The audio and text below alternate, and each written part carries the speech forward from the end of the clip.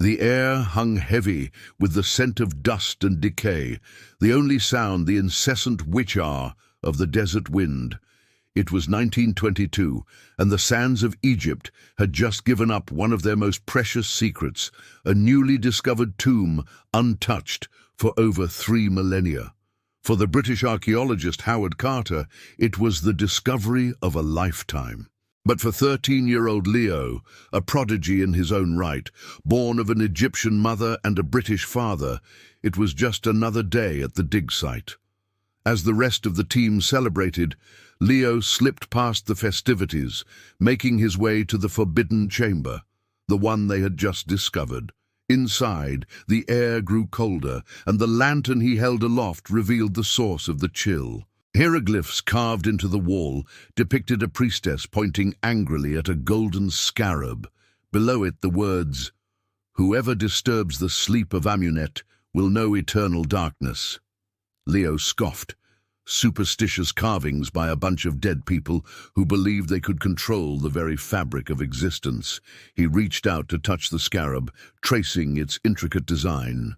And in that moment, a whisper brushed against his ear, barely audible yet infinitely clear. Female voice hissing, "You woke me." He froze. That couldn't be, or could it? Had the centuries-old tomb just cursed him for his intrusion? Or was there something more at play? Leo decided to trust his ears and not his eyes. The girl had vanished.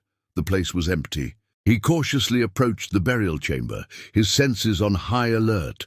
No sooner had he stepped inside than the ground beneath his feet rumbled. An ominous silence descended, broken only by the distant sound of howls. With each step he took, the atmosphere grew heavier, laden with a palpable sense of dread.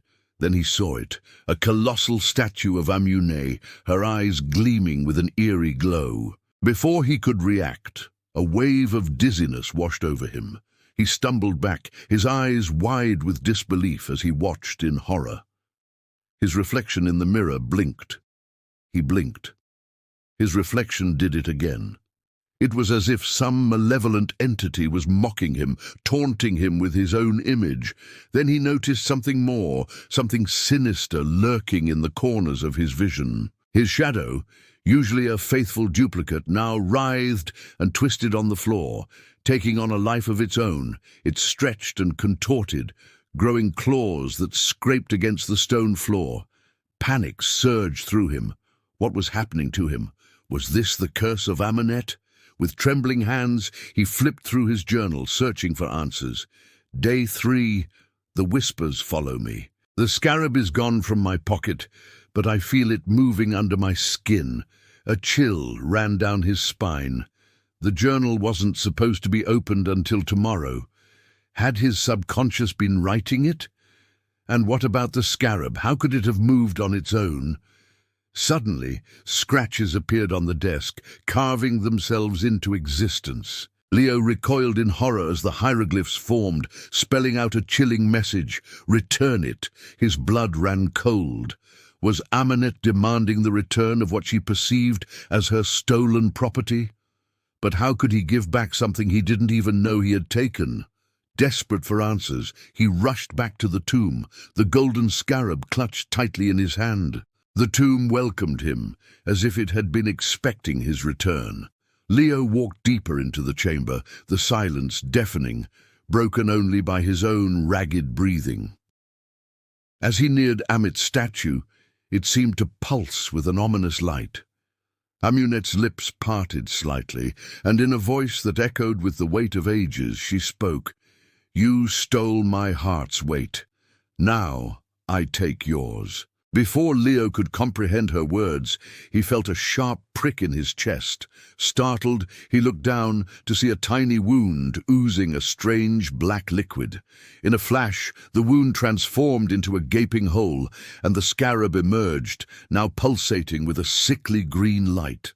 Amunet advanced, reaching out a hand that seemed to stretch across time itself. Her touch sent a jolt through him, and the world around him began to fade.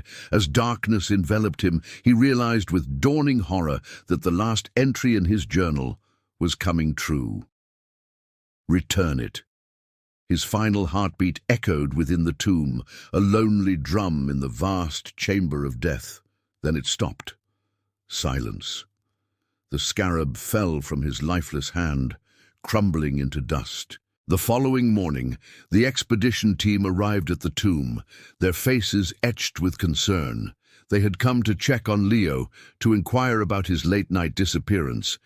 But what they found was a sight that turned their blood to ice. The entrance to the tomb lay shattered, the golden scarab nowhere to be seen. Amunet's statue stood silently, her expression unreadable, as if waiting for her due. Beside her lay Leo, his face ashen, his eyes vacant, staring sightlessly into the abyss. The life had drained from him, leaving behind a chilling tableau of death. His final moments forever trapped in the silent tomb. The news of Leo's demise spread like wildfire, shaking the archaeological community to its core. Many dismissed it as a tragic accident, a freak occurrence in an unforgiving desert. Yet some whispered of an ancient curse, of a tomb that claimed those who dared to disturb its slumber. As for the scarab, it reappeared the next morning, nestled among the other artifacts in the museum display. Visitors reported seeing it move, almost imperceptibly, but enough to send shivers down their spines. Some even swore it smiled at the children, a macabre grin on a relic of the past. Decades passed, but the legend of the whisper in the tomb endured, a chilling tale whispered around campfires, a warning to those who sought to unravel the mysteries of the ancient world. But perhaps the most haunting part of the story was the knowledge that history might have repeated itself. For who was to say that Leo's story was the only one?